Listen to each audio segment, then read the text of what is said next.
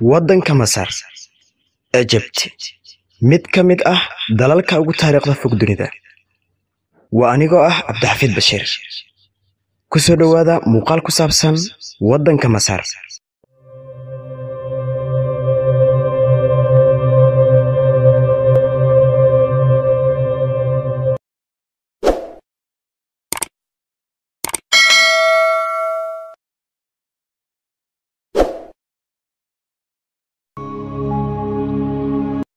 Masar waa dal ku yaala waqooyi bari qaaradda Afrika.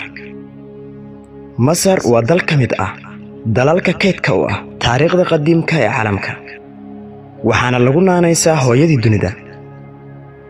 Dalkan Masar dhanka waqooyi waxaa ka xiga badda dhexe, gacanka Suways iyo gacanka Caqaba. Dhanka barina waxaa ka xiga badda Cas.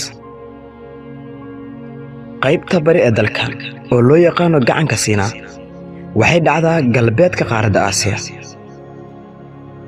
dalalka sohodinta dhuleed ee caalamiga la leh dalkani Masar waxaa ka mid ah dalka Falastiin, Liibiya iyo Suudaan.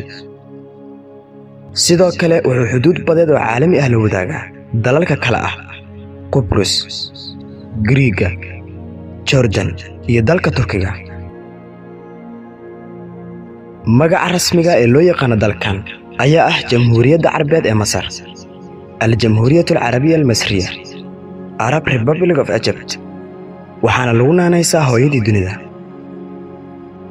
baaxadda dhuleed ee dalkani ku fadhiyo waxaa lagu qiyaasaa 1,10,408 kilomitir. waxa uuna kaalinta 30aad uga jiraa dalalka ugu dhulka weyn caalamka. marka loo eego qaaradda Afrika, dalalka ugu baaxadda weyn, dalka Masar wuxuu ka yahay dalka 12aad ee ugu weyn Afrika. magaalada Qaahira waa caasimadda dalka Masar iyo sidoo kale ururka Jaamacadda Carabta, waxaana ku nool in ka badan 10 milyan oo qof. waana magaalada ugu weyn magaalooyinka dalka Masar. magaalada Qaahira waxaa la aaminsan yahay in la aasaasay sanadku markuu ahaa 969 miilaadiga, waxayna dunida ka tahay magaalada 15aad ee ugu weyn caalamka. sidoo kale waxaa jira magaalooyin kale oo waaweyn kuwaasoo ku yaala dalkani Masar sida Iskandariya, Boorta Saciid, Suways, Maxalla iyo Aqsar. tirada dadka Masaarida ah waxaa lagu qiyaasaa inay yihiin 102 milyan oo qof, waxayna taasi ka dhigaysaa dalka ugu dadka badan waddamada la isku yiraahdo dunida Carabta. marka loo eego dalalka Afrika oo dhan, wuxuu ka yahay dalka 3aad ee ugu dadka badan, waxaana kaliya ka horeeya dalalka Nigeria iyo Ethiopia, halka dunida oo dhan uu ka yahay dalka 15aad ee ugu dadka badan. qowmiyadaha dalkan dega ayaa waxay kala yihiin Masaari, Badawiyiin iyo Barbaar. sidoo kale waxaa laga helaa dalkan dad asalkooda ka soo jeedo jinsiyo kale sida Griiga, Armenia iyo dalal kale oo ka tirsan qaaradda Yurub. luuqadda rasmiga ay ku hadlaan dadka Masar waa luuqadda Carabiga, waxaana soo weheliya oo si weyn loo bartaa luuqadaha kale ah Ingiriiska iyo Faransiiska. dhaqaale ahaan dalkan Masar waa waddanka 44aad ee adduunka ugu dhaqaalaha badan, waxa uuna haystaa lacag dhan 235 bilyan oo dollar. inta badan dhaqaalaha dalkan waxa uu ku tiirsan yahay beeraha, dalxiiska iyo shidaalka. lacagta laga isticmaalo dalkani waxaa la yiraahdaa boondiga Masar. awood ahaan dalkani waa kan ugu awoodda badan guud ahaan qaaradda Afrika, waxauna leeyahay askar ka badan 600,000 oo askari kuwaasoo dagaalami kara. dhanka kale, diimaha dalkan ka jira waxaa ugu horreysa diinta Islaamka. 94% dadka Masar waa dad muslimiin sunni ah. waxaa kaloo jira dad yar oo haysta diinta Kirishtanka, waxayna ka yihiin dalka 4%. cimilo ahaan 90% dhulka Masar waa dhul lama degaan qalalan ah, marka laga reebo qaybta uu maro webiga Niil. inta ugu badan dadka waxay degan yihiin hareeraha webiga Niil, waxaana lagu tilmaami karaa halbowlaha nolosha Masar maadaama uu yahay ilka burqanaysa bartamaha dhul lama degaan ah.